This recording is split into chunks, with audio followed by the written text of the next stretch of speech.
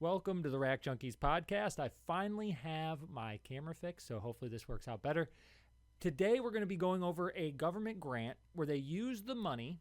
This is Pittman-Robertson money, and I have the actual words where they are saying that they want to hire more anti-hunters and non-hunters. 22 states participated in this, including some very, like Florida being one, which shocked me. But they have, I have the professor. We're going to break this all down today. I think this is vitally important because they are pushing to change the leadership inside of our game agencies. And I have their own words. I have the documents. I have the grants, the 15-page document we're going to go over today. And I think it's important to do this because I'm doing this for future generations. I'm doing this for my kids. I got my son here. He likes watching me. He likes watching me on this podcast and do this stuff. And I love hunting with him and my daughter who's 15. And so I wanted to go over this, but I want to give you guys primary sources. That's what I always try to do. I'm constantly reading the actual sources that they give. I'm reading their money, their words. So let's start out right here. I'm going to give you the grant award number just so that anybody that wants to say a single word that I say here that's not true can be fact checked. The federal award number, F22AP00748. You can look that up. I have just posted about it on Rack Junkies Facebook page, so it's there for you to see. Now, this is $142,000, and it comes from the U.S. Fish and Wildlife Service. It's the Multistate Conservation Grant Program, which is part of R3. R3 being recruitment, retention, and reactivation. This money is basically meant to get kids into hunting, a lot of it. But instead, what they're using it for is they're giving it to university professors. And I'm going to give you a brief overview of this, then we'll get into the details. Basically, a university professor out of the University of Colorado said they did a poll. And they looked at the population of the United States. And they said, okay, well, what's the population look like in terms of a couple of things? One being, what percentage of non-binary people are there? This is kind of the funny part, but it's not the scary part. The funny part, we'll start with the funny part. They said, well, non-binaries are underrepresented in the game agencies.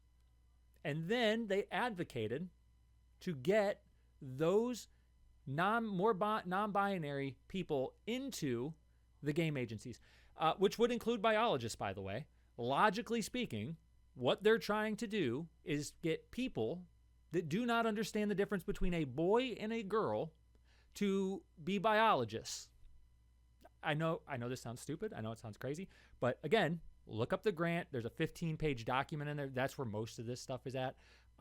There's a couple seminars that they did where that stuff's kind of boring, but you can. It's infuriating actually. So, but the scary part. That's the funny part. Obviously, it's stupid, but they are advocating for that. They did have people who work for these agencies, who work in the hiring process for 22 states. I only know some of the states because they don't have it publicly available. I know Florida was one, Colorado was one, Utah was one. I believe Michigan was one, Texas was one. In fact, that Boggs guy, I think I should really look this up. I believe he might, either he is or he was the head of Texas Parks and Wildlife. He was there. That's in their documents right here. And they were advocating to get more non-binaries into their agencies. Now, that, as silly as it is nowhere near the scariest part. Obviously, that's infuriating and annoying, and what are we talking about? But the really scary part is that these game agencies, this poll, didn't just poll demographics. It wasn't just like, hey, we don't have enough black people, white people. Well, they think they have too many white people is what they say. Oh, we don't have enough Asians, Mexicans. It wasn't just that. They also polled to see what percentage of people, and they put them into 4 categories, and I'm gonna put them into 2 to make it simpler here. They put in 2 categories: anti-hunters and hunters, right? So you have your hunting group, which is about 65 to 70% of the public, right? The pro-hunting side, the people who approve of hunting, right? It was called traditionalists, and I'm generalizing this a little bit for simplification purposes. But the other side were people who either are anti-hunters, don't approve of hunting, or are generally against hunting unless it's necessary. think of your cat lady who hates hunting and is against hunting, but she's had a couple cats eaten by coyotes, so she's kind of like, all right, well, if there's a real human conflict, maybe we take out that one. These are what I call the elitist hunters, the California wildlife type hunters, right? That's those are my words, not this Grant's words. Those are my words. That's how I'm describing it. I think it's important to clarify that, because when I give you quotes from this, I want that to be very clear. So you have 30 to 35% that represent the non-hunting, anti-hunting, or generally against using wildlife for food or hunting. Now, what this professor said, and there's 3 of them that conducted this study. When I say study, it's just a poll, right? It's a study. Yeah, we're conducting a study. No, you did polling. But they advocated that since that group of people, the non-hunters, the anti-hunters, the people that don't want you to use wildlife for resources, that group only represents 9% of the hunting industry, of the game agency department. Now, this poll was with 4,600, I believe. It was 4,000 to 5,000 people were in this poll. They interviewed all these people from the game agencies across the country, 26 states. 9% of those are against hunting. So we got to stop here for a second. This is vitally important for people to understand, because I skipped over this part for a second, and then I went, wait a second, I missed something there. 9% of our game agencies are full of these people? By your own study? Your own study says that 9% of your survey, they surveyed almost 5,000 people in the game agencies, and 9% of them said that they were either anti-hunters or generally against hunting for resources. That should scare the hell out of you. It does me. We have 9% in there. But this goes even further, because what they advocated for here is, they said, well, 30 to 35% of the public fits into this group.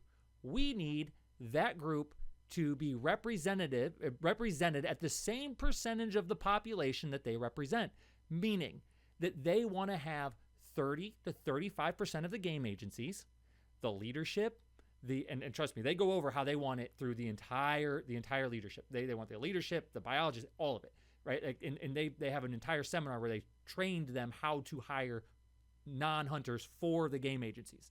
And you can look at the slideshow. It's actually a 44-page slideshow on the grant that I linked in that I read at the beginning.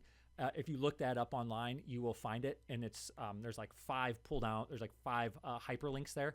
This is the actual actionable plan that they put forward.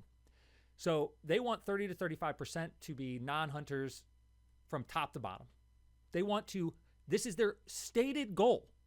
They're not even hiding it, and this was paid for by your hunting tax dollars. You are paying, by their own words, to destroy hunting.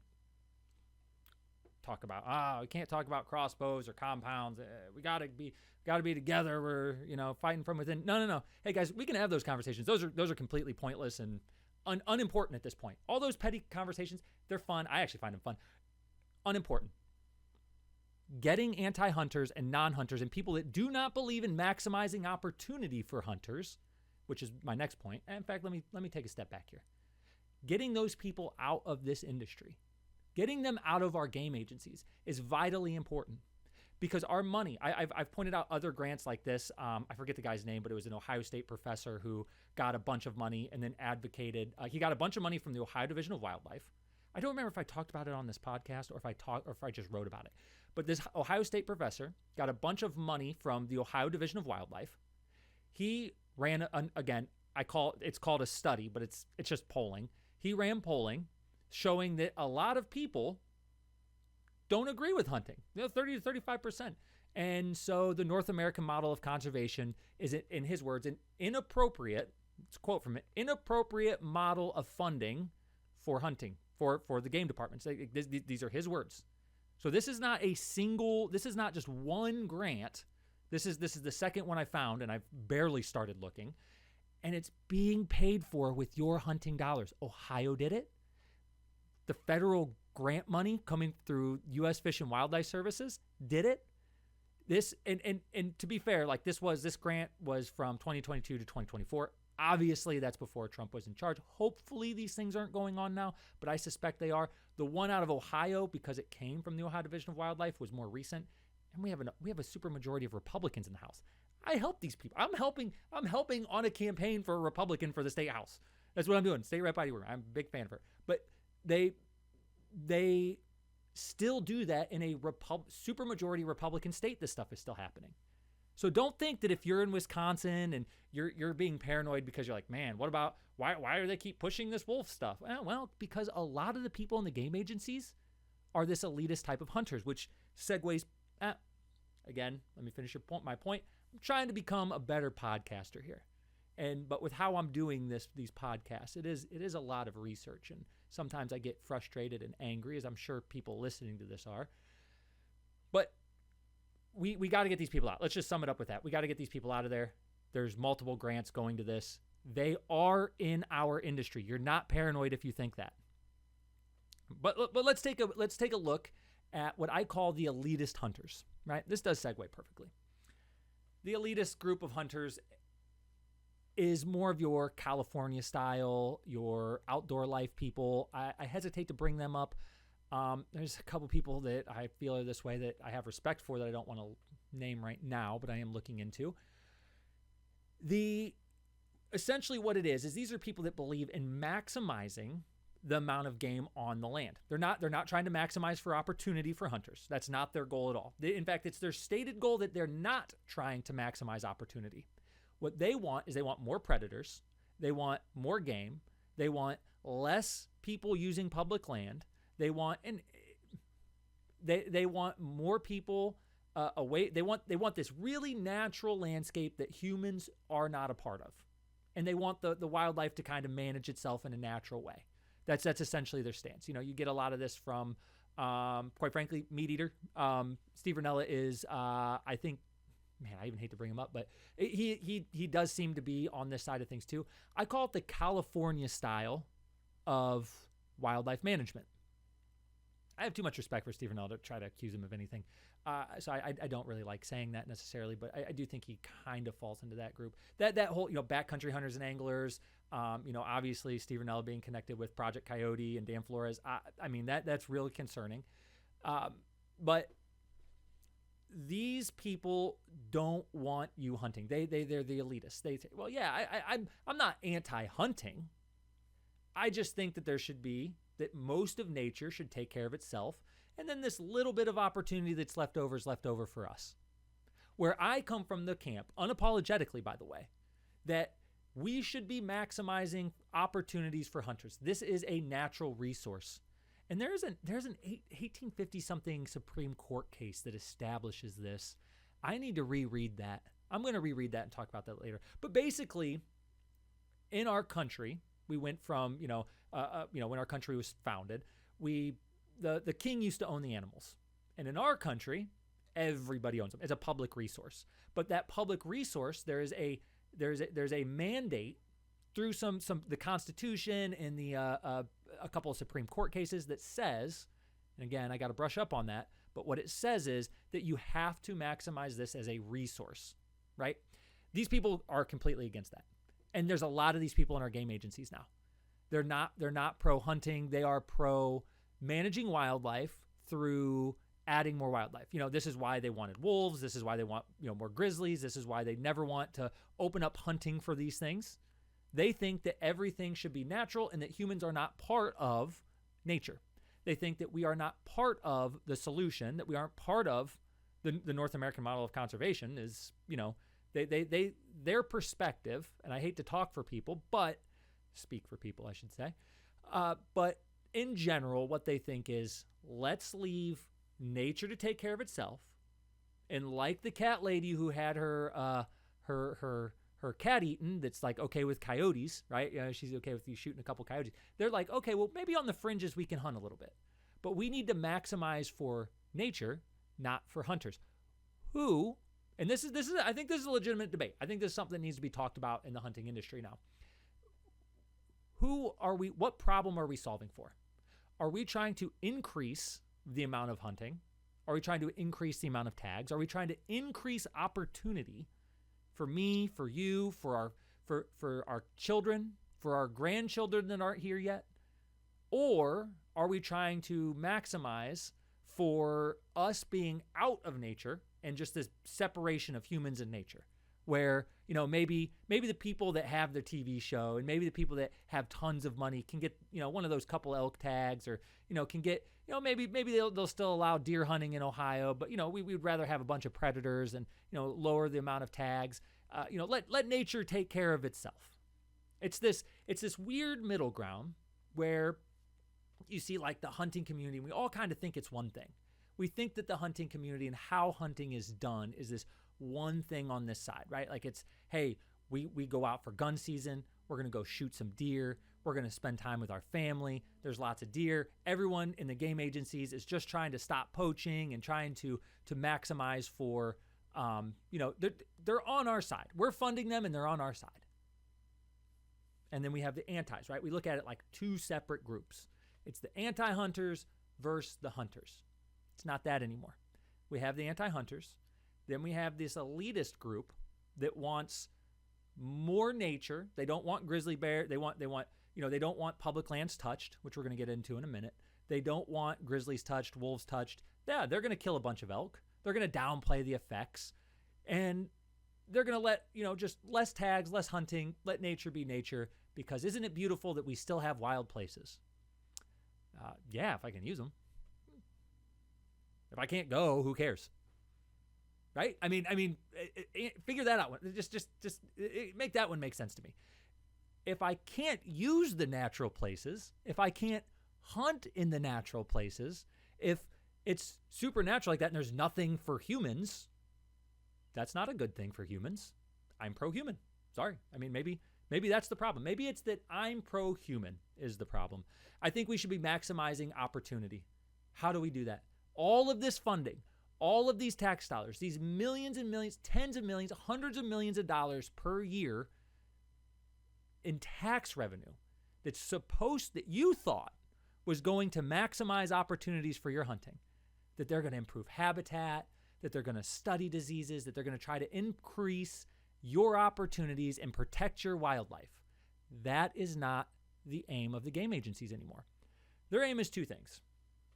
I'm going to take a little side, rabbit hole here, because this is something I've been thinking about. And when I talk about things on this podcast, I try to have a fully formed opinion, but I don't exactly have a fully formed opinion on this.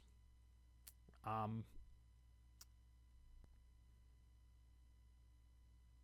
right. I'm actually not going to go down that rabbit hole because I can't. I try to have fully formed opinions. I'm trying to do this podcast in a different way. I'm not just talking about hunting or whatever. I'm talking about the important things that nobody knows much about. But so let's go over one more thing with regards to this grant before we move on to some open fields doctrine stuff. Some real interesting things I've learned. Let's look at this. Okay, the people who were at this seminar, I have the states and the names. So the people who, with all this money that was being used against us and saying that we need to, include more people that don't actually hunt in our game agencies to tell us what to do because, well, they need a voice too. No, screw you. Get out. Here's the states. Here's the states that we have. Now, there's 22 states, but I don't have them all here. I'm working on filing FOIA requests, but those take 8 months to a year to get. The agency organizations, Texas. If you live in Texas, this is you. Idaho, Nebraska, Utah, Alaska, Wyoming, Florida, Arkansas, Colorado, Michigan, Indiana. And then we have things like the Wildlife Management Institute, which I've talked about. Again, they're another one of these organizations that just helps, it just funnels money and just is a waste of money. They just help people fill out government forms and pay DJ Case as a consultant company, and everybody gets rich off of your tax dollars. Now, one interesting thing, because I want to get to some specific names, David Buggs. David Buggs is Texas Parks and Wildlife. He is the Director of Community Engagement and Chief Diversity and Inclusion Officer for the Texas Parks and Wildlife Department. He held this leadership role since August 2014. Okay, yeah. So he's been in this for over 10 years. Hey, Texas. Hey, Texas. You guys have somebody in your game department that is the chief diversity and inclusion officer who's attending a meeting on how to get non-hunters, how to include more non-hunters, people who do not approve of using wildlife as game. Hey, Texas, what are you doing? How are you allowing this guy to keep his job? Diversity? I don't care your skin color. This isn't about skin color. This isn't about diversity. I mean, obviously, I don't think that anybody who's non-binary is qualified to be a biologist. Okay? Let me just say, is that discrimination? I mean, yeah, you don't understand biology. You don't understand basic biology. You don't get to be a biologist. You don't get to work for the fish and game departments if you don't know what a boy is. Is that controversial? Because your tax dollars are funding this. You see it. Again, look it up. I gave you the grant.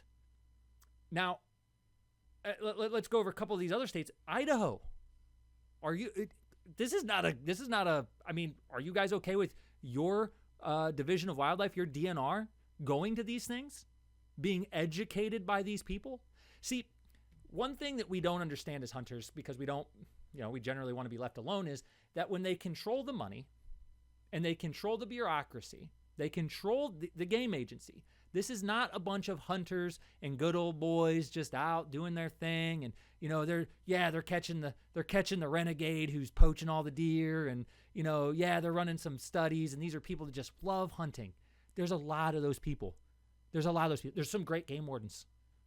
I've met game wardens. We've had, and on our property, my sister, 12 years old, again, this is 25 years ago, we used to have a game warden that would come up. He was in the Marines before he was in there. My brother went in the Marines. He'd come up. We'd invite him on the porch. We'd talk to him.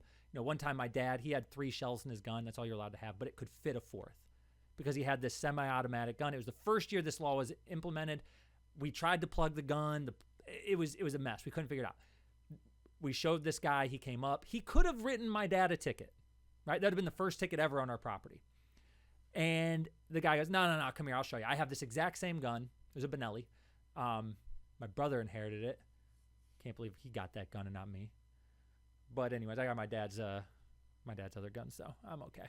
But he came in. He puts the plug in the gun for us. He helps us out, right? Great guy. He said, hey, you weren't breaking the law. This is new. He caught us in the field. He only had snuck up. He just drove up and we just walked right up to him. We talked to him and he checked. He's like, you can fit 4 shells in here. And he's like, yeah, I tried to plug it. You can see this was my plug. It's not working. I don't know what's happening. And the guy goes, I have this same gun. I had this same problem. Let me show you. Fixed it. That's a great game warden. That's a guy that understands the assignment, as the kids say, right? He understands the assignment, right? The objective is to protect wildlife. We weren't actually breaking a law. He could have got us on a ticky-tack thing and give my dad a $100 fine, but he didn't. Then one day, a different game warden showed up. My sister just shot her second deer, 12 years old. Drag it in. She's 12. Imagine a 12-year-old, right? She sees that the field tag falls out of the deer's ear. Now, the field tag back then, this is before you check things online, again, 25 years ago, when you had to go to the check station. And as a landowner, we didn't have you would buy a tag and you'd get this piece of paper where you'd write all your information on and put a field tag on before you move the deer. Well, we had to rip out a piece of paper and write all that stuff on it ourselves because we were landowners. She had a landowner's tag. So she does that, does everything legal, puts the deer, the field tag in the deer's ear.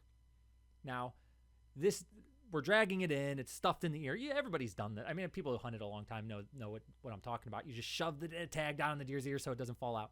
Well, it fell out because she didn't put it in there far enough. She was excited. She was 12. Tag falls out. She sees it. She picks it up, right? Like you're thinking, I know what you're thinking. Like, oh, she didn't have a tag. She didn't tag it and you got caught. No. She picks up the tag off the ground. We take the deer all the way back to the house. We're celebrating with this little girl on her second deer ever, my 12-year-old sister. It's my cousins, my mom, my dad, my grandma, my grandpa. We're all there. We're all having a great time as a family sitting out. This game warden pulls up, walks up, very aggressive, very mean. Where are all the guns? Yelling at us. We're like, hey, no, we're cool. Let's talk. Come on. And he walks over and he walks straight over to my sister's deer where we're standing, starts very aggressively questioning us for no reason. He didn't know any wildlife laws we broke. There wasn't even an accusation. Like, nobody called the game warden on us. He was just driving down the road just to check us. Okay, fine. Walks up and goes, "Where's the tag on this?" And my sister immediately has the tag in her hand. I was standing there when this happened. Holds up the tag, goes, "It's right here." He goes, "Why wasn't it on that deer?" And my sister just looks at my dad. She's 12. He's being very aggressive towards a 12-year-old girl. She gets scared. Right? She's like, and she looks at my dad, and the game warden looks right at her and goes, "Do not look at him. Look at me." And I have 10 witnesses to this, by the way. "Do not look at him. You're talking to me." And obviously that actually did not play well in court and got some part of this overturned, because you can't do that. She's a minor. And he goes, "Well, where's it?" She's like, why is that tag not on the deer?" She's like, "It fell out, so I picked it up." And then she was starting to tear up. And this game warden starts yelling, "Writes my dad a ticket. Writes my dad a ticket because she was holding the tag of her deer standing over top of the deer before we drove it in." I'm sorry, but ticketing a 12-year-old girl like that makes you a scumbag. Makes you a bad person. That guy, he is a bad person. He has no business being around wildlife, no business being a game warden. Horrible guy, right? So my point is that you have two types of game wardens. You have really good guys. They're doing great work, and they're actually out there. That one game warden, we could call him. He'd drive down the road looking for, because there was some road poaching stuff going on over there. Obviously, you're taking a 12-year-old girl, and we got road poachers and night hunters shooting from their truck windows.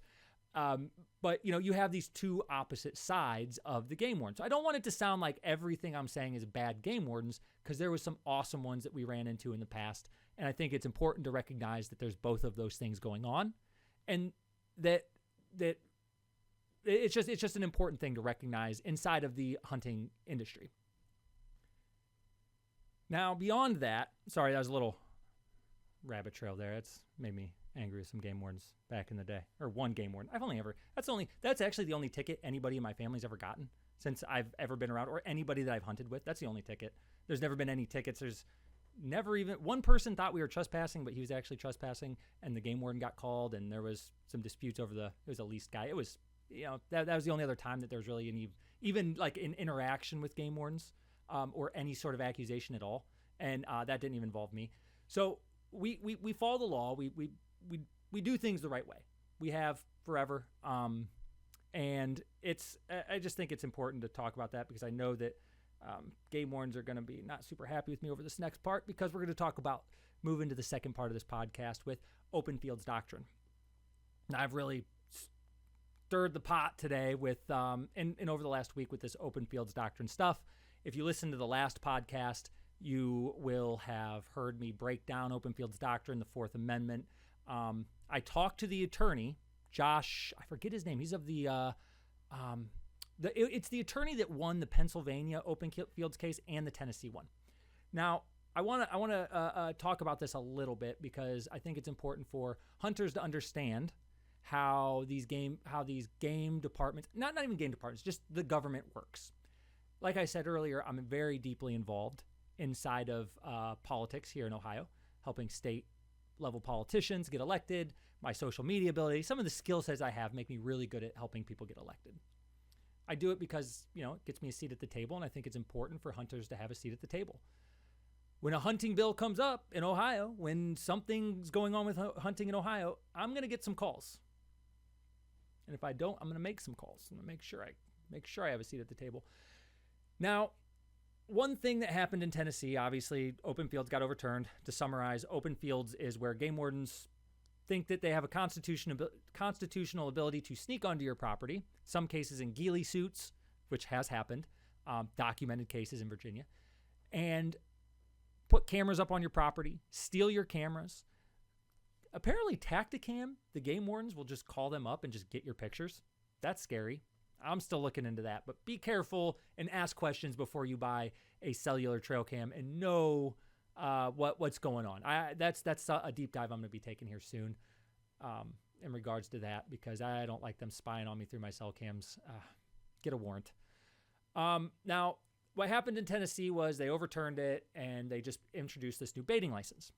Now, this baiting license is $50, I think, if you're a landowner, or in-state's $50, out-of-state's $100. If you are hunting on a property where anybody is baiting, you have to have this license. Now, there's a couple problems. One is people who bought their lifetime license so that they never had to purchase again. Now, if they bait or anybody on their property baits, they have to pay $50 a year, which is more than their state license was. So that kind of sucks for them. That seems like a real money grab. But the bigger issue is this, in my opinion, and the opinion of a couple of attorneys, not the one I was talking about with the Institute for Justice. That's the guy who won this case, not him. I talked to a couple other attorneys today.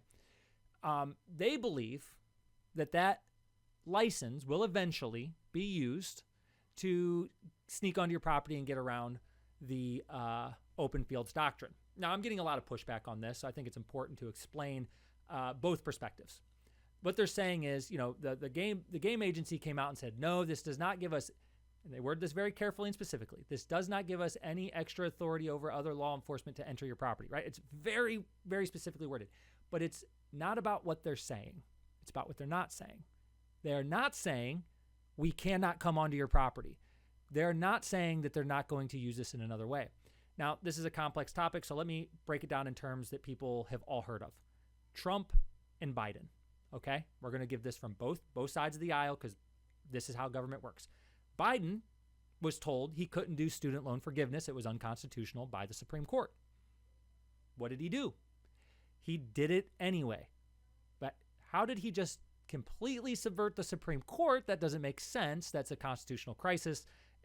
That would be like breaking news. Obviously, there's, I think that all of us on both sides of the aisle agree. Well, what he did is he just used a different statute. Okay, what did Trump do with tariffs? Trump's tariffs got struck down. He used a different statute.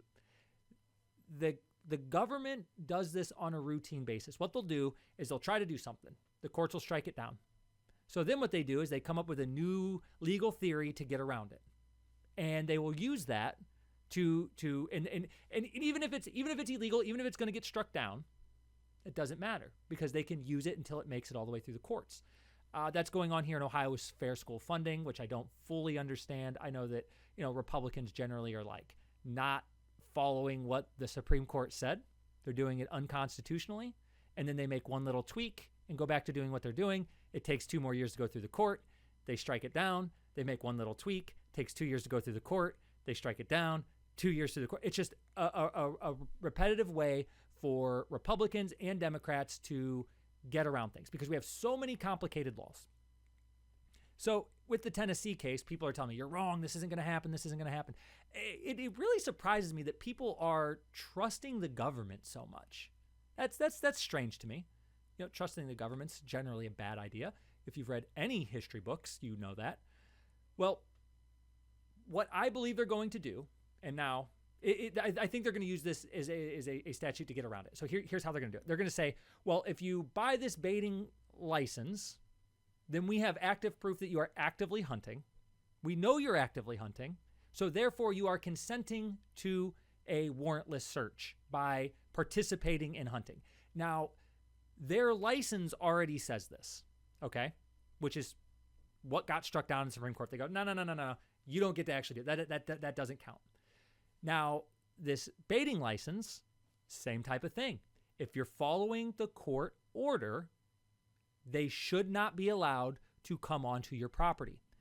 But I believe this is the case is called Bridgewater. I believe they're going to use this to test Bridgewater because what do they have to lose?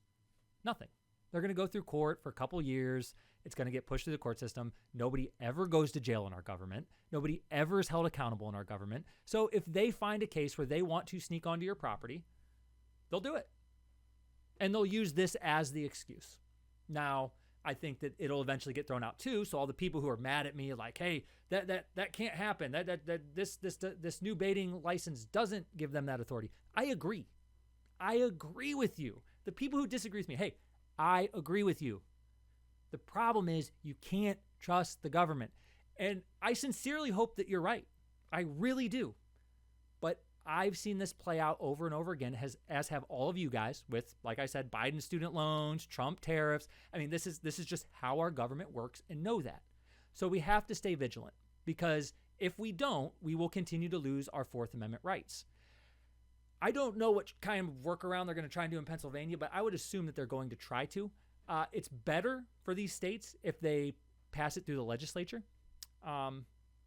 But, the court thing does shut it down. Obviously, Tennessee's going to be really careful before going on to private property without a warrant. I think that is a fair statement.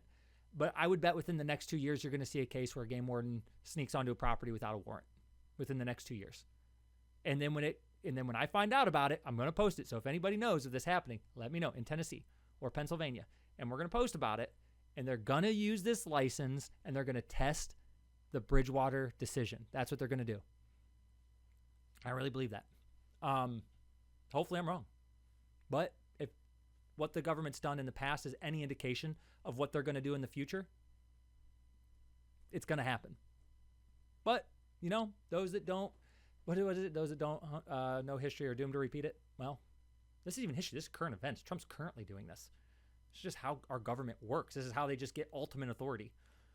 But anyways, I'm going to end it on that. I want to thank everybody for listening to this. Hopefully I'm wrong on the Tennessee case. Hopefully Tennessee stays out of your private property. And hopefully we can get more people to put pressure on their state legislatures to stop this open fields doctrine. You do not have a right to be on my property without a warrant. The founding fathers were clear on that. And you know what? I'm going to go into the Ninth Amendment next time I talk about this. There's some more interesting theories. So I know a lot of people listening to this isn't a typical hunting podcast. I'm trying to get better at the skill of podcasting, so hang in there with me. I will be, I continually improve at everything. We get 300 million views a month on Facebook because I'm really good at the short form writing. I wasn't good at that at first. I think I'm getting better as a podcaster. I've had some people send me some encouraging things, tell me I'm actually doing pretty well.